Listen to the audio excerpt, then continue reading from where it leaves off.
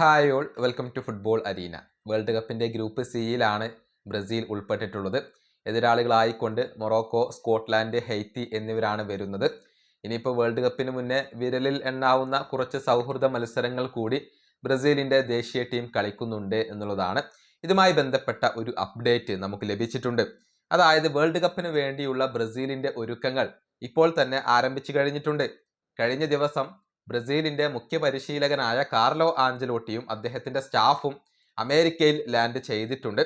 കൂടാതെ CBFന്റെ പ്രതിനിധികളും അദ്ദേഹത്തോടൊപ്പമുണ്ട്. അതിന്റെ ചിത്രങ്ങളൊക്കെ ഇപ്പോൾ പുറത്തേക്ക് വന്നിട്ടുണ്ട്. അമേരിക്കയിൽ എത്തിയതിന്റെ പ്രധാനപ്പെട്ട ലക്ഷ്യം എന്തെന്നാൽ ട്രെയിനിങ് സെന്ററുകൾ കണ്ടുപിടിക്കുക എന്നുള്ളതാണ്.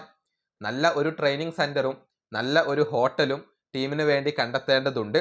അതുകൊണ്ട് തന്നെയാണ് അമേരിക്കയിലെ ന്യൂയോർക്ക്, ഫിലാഡൽഫിയ, മയാമി എന്നിവിടങ്ങളിലെ ട്രെയിനിങ് സെന്ററുകളും ഹോട്ടലുകളും സന്ദർശിക്കാൻ കാർലോ ആഞ്ചലോട്ടിയും സംഘവും ഇപ്പോൾ തീരുമാനിച്ചിട്ടുള്ളത്. എന്നിട്ട് ഏറ്റവും മികച്ചത് തങ്ങളുടെ ദേശീയ ടീമിന് വേണ്ടി തിരഞ്ഞെടുക്കും.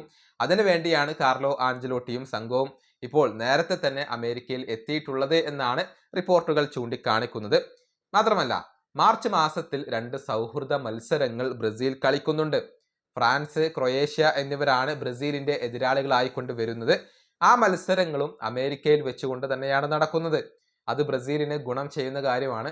കാരണം നേരത്തെ തന്നെ അമേരിക്കയിലെ കാലാവസ്ഥയുമായും സാഹചര്യങ്ങളുമായും ഒന്ന് മനസ്സിലാക്കാനും പൊരുത്തപ്പെടാനും ബ്രസീലിന് കഴിയും എന്നുള്ളതാണ്. അപ്പോൾ കുറച്ചധികം ഒരു എക്സ്പീരിയൻസ് ലഭിച്ചേക്കും. അത് ബ്രസീലിനെ സംബന്ധിച്ചിടത്തോളം പോസിറ്റീവായ ഒരു കാര്യമാണ്. ഏതായാലും ഏറ്റവും മികച്ച രൂപത്തിൽ വേൾഡ് കപ്പിന് ഒരുങ്ങുക എന്നുള്ളത് തന്നെയാണ് കാർലോ ആഞ്ചലോട്ടി ലക്ഷ്യം വെക്കുന്നത്. ഇപ്പോഴും ഒരു ഫൈനൽ ലിസ്റ്റിനെ അദ്ദേഹം കണ്ടെത്തിയിട്ടില്ല.